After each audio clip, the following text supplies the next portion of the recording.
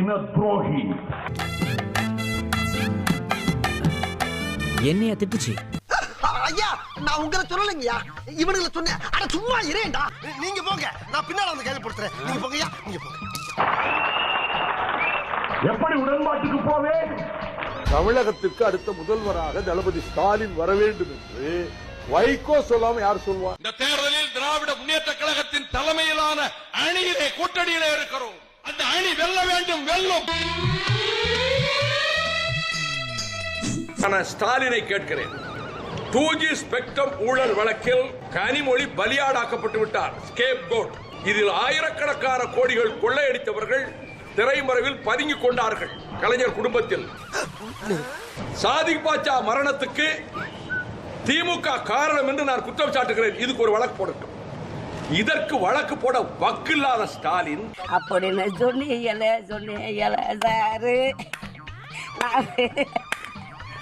Sir நான் வேணும்னு பண்ணல சார், சொல்லுங்கடா. தெய்வமே காப்பாத்து.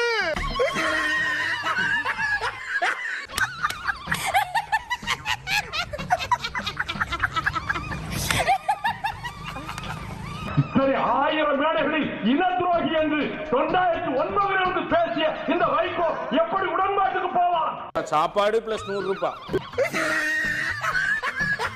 ஆமா நான் வர்றேன், அடுத்த வாரம் என் தம்பி வர்றான். தம்பியா? சித்தப்பா பையன். அதுக்கு அடுத்த வாரம் எங்க மாமா வர்றார். அவர்லாம் 80 ரூபாய்க்கு வேலை பார்ப்பாரு. நாங்க பாப்போம். ஊழல் கரைபடிந்த திமுகவோடு என்னையா சொல்ற? 2G ஊழலில் சிக்கி குடும்ப அரசியல் நடத்தி அண்ணாவின் இயக்கத்தை நாசமாக்கி ஈழத் தமிழர்களை காவு கொடுத்து பதறாத, 18ஆம் சவாரிதான். போயா. லட்சக்கணக்கான ஈழத்தமிழர் படுகொலைக்கு முழுக்க காரணமான திமுக தலைமை ஐயோ அற சொல்லா சொல்றானே. பார்வதி அம்மாளை இங்கு மண்ணில் கால் வைக்க விடாமல் அவ்வளவு பெரிய துரோகத்தை செய்த திமுக தலைமை மீது எந்த தமிழ் உணர்வு உள்ளவன் கூட்டு வைக்க முடியும்? இவர்களுக்கெல்லாம் தமிழ் உணர்ச்சி செத்து போச்சா? அத்தாடி ரொம்ப கொடூரமா பேசியிருக்கனே. சாதிக் பாட்சா மரணத்துக்கு திமுக காரணம் என்று நான் குற்றம் சாட்டுகிறேன். இதுக்கு ஒரு வழக்கு போட. இதற்கு வழக்கு போட வக்கில்லாத ஸ்டாலின் இந்த ஆத்திரத்துல அப்படியே மனசு துடிச்சு போய் ஏப்பா ஒரு பேச்சுக்கு சொல்லலாம் படமா எடுத்து 100 நாள் ஓட்டுவீங்க போட்டிருக்கியா? இந்த மாதிரியான கீழ்த்தரமான ஈனத்தரமான வேலை. இதை ரொம்ப கடுமையான வார்த்தையில சொல்லணும்னா வேறொரு தொழில் இருக்கு, அந்த தொழில் செய்யலாம்னு சொல்லலாம். இத போன ஆரம்பிச்சு சொல்லாம போயிட்டானே. என்ன அது? வேற ஒரு தொழில் உலகம் பூரா பிரசித்தி பெற்று ஆதிமனிதன் காலத்தில் இருக்கிற ஒரு தொழில். கலைஞரும் செய்யலாம், இவங்களும் செய்யலாம். Oh my God, God, what a scene! Oh my God, what a... 2011 January 11 methane கேஸை கொண்டு வந்து இந்த காவிரி டெல்டாவை அழிப்பதற்கு, நாசமாக்குவதற்கு கிரேட் ஈஸ்டர்ன் எனர்ஜி கார்பரேஷனோட கையெழுத்து போட்ட இந்த டெல்டா மக்களின் துரோகி என்ற எதிர்க்கட்சி தலைவர் மு.க. ஸ்டாலின். இதை ஒன்றும் மறுக்க முடியாது. ஊழல் கரைபடிந்த திமுகவோடு 2G ஊழலில் சிக்கி குடும்ப அரசியல் நடத்தி அண்ணாவின் இயக்கத்தை நாசமாக்கி ஈழத் தமிழர்களை காவு கொடுத்து லட்சக்கணக்கான ஈழத்தமிழர் படுகொலைக்கு முழுக்க காரணமான திமுக தலைமை மீது எந்த தமிழ் உணர்வு உள்ளவன் கூட்டு வைக்க முடியும்? இவர்களுக்கெல்லாம் தமிழ் உணர்ச்சி செத்து போச்சா? நீங்க கலட்டி அடிக்கிறதுக்கு பதிலா நானே எடுத்து கொடுக்கிறேன். இதால என்ன அடிங்க ஐயா. ஐயா அன்னைக்கு பேசுறது நான் இல்லையா, வேற எவனோ ஒரு அறிவு கட்ட கம்முனாட்டி அப்படி பேசிட்டு போயிட்டாங்க. தமிழகத்திற்கு அடுத்த முதல்வராக தளபதி ஸ்டாலின் வர வேண்டும் என்று வைகோ சொல்லாம யார் சொல்லுவா? இந்த தேர்தலில் திராவிட முன்னேற்ற கழகத்தின் தலைமையிலான அணியிலே கூட்டணியிலே இருக்கிறோம். அந்த அணி வெல்ல வேண்டும், வெல்லும். அங்க போய் வேலை இல்லைன்னு தெரிஞ்ச உடனே மறுபடியும் அது இங்கேயே வந்துருச்சுங்க ஐயா. அது மட்டுமா? திராவிட முன்னேற்ற கழகத்தின் செயல் தலைவர் என் தெய்வம் எங்கே, என் தெய்வம் எங்கே, என் தெய்வம் எங்கே ஐயா, எங்கே? அன்புதான் தெய்வமே, என்னை ஆளாக்கிய பெருந்தகையே, என்னை முன்னுக்கு இன்றைக்கு சட்டமன்றத்தின் எதிர்க்கட்சி தலைவர் அவர்களை இதுபோல தோழமை கட்சி தலைவர்கள் திரண்டிருக்கின்ற மேடை ஒன்னும் தெரியாத குழந்தை மாண்புமிகு தமிழக முதலமைச்சர் தளபதி ஸ்டாலின் அவர்களே அடைச்சி அடுத்தே விட்டான் ஐயா.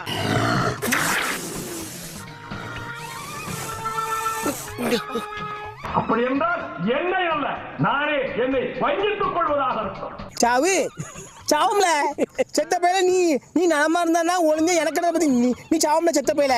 தன்னெஞ்சறிவது பொய்யற்க பொய்த்தவின் தன்னெஞ்சே தன்னை சுடும். என்னையே என் நெருப்பு என் நெஞ்சையே சுடும். உங்களோட கூட்டு வைத்தா நல்லா தான் மேம் பேசணும். அப்படியே வாழைப்பழம் மாதிரி பேசுவான் மேம். இவங்க பேசுறத பார்த்தா எப்படியாப்பட்டவங்கள தான் உயிர்ந்துருவாங்க.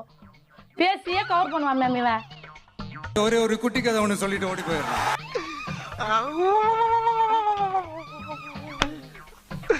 இன்னைக்கு என்னெல்லாம் பண்ண போறாரோ. திராவிட இயக்கத்தின் வரலாறுகளை புரட்டி போடுவதில் கலைஞர் கருணாநிதி அவர்களுக்கு நிகர் இன்னொருவர் கிடையாது. இப்பதான் பிரைட் ஆரம்பிக்கிறான். கேட்டால் சொல்வார். அவர் என்ன விளக்கம் சொல்வார்? மஞ்சளாடை ஏன் அணிந்தீர்கள் என்று கேட்டால் புத்தன் இதைத்தான் போதி மரத்துக்கு கீழே அவன் தியானம் பெற்ற போது அணிந்திருந்தான் என்று சொல்கிறாரே, என்ன தைரியம்? இந்த சித்தார்த்தனை மீண்டும் எழுப்பி கேட்க முடியாது. புத்தனை எழுப்பி நீங்கள் என்ன உடையில் மஞ்சள் உடையில் இருந்தீர்களா என்று கேட்க முடியாது என்ற தைரியத்தில் இஷ்டத்துக்கு அவர் அளக்கிறார்.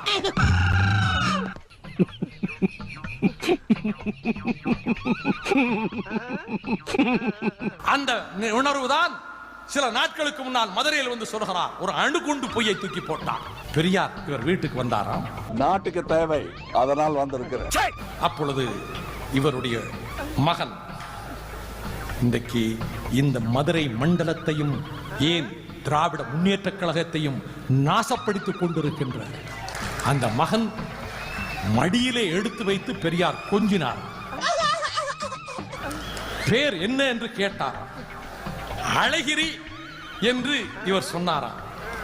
சபாஸ், முரட்டு பேராகத்தான் நீ வைத்திருக்கிறார்.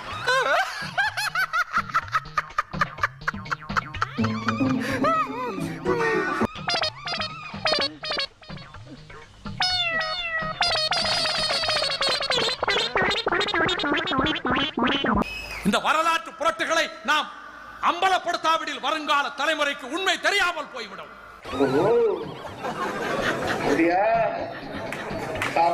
இனி வருங்கால உலகம் திராவிட இயக்க சரித்திரத்தை படிக்கிற போது, அஞ்சானஞ்சன் அழகிரி என்று படிக்கிற போது, அது இவருடைய மகன் என்று கருத வேண்டும் என்பதற்காக நாசகாலம் செய்து கொண்டிருக்கக்கூடிய என்றெல்லாம் கதைகள் விட்டார்கள். அப்படியா செய்து மறந்து விட்டேனடா என் செல்வமே. வேண்டுமானால் ஒன்று செய், என் கைவிலங்கை மட்டும் அவிழ்த்து விட்டுப்பார். உன் காலில் விழுந்து மன்னிப்பு கேட்பேனடா. பாத்தியாடியே, இதுக்குதான் அப்பவே கள்ளிப்பால் ஊத்து சொன்னேன். அமுகு டுமுகள் அமால் டுமால்.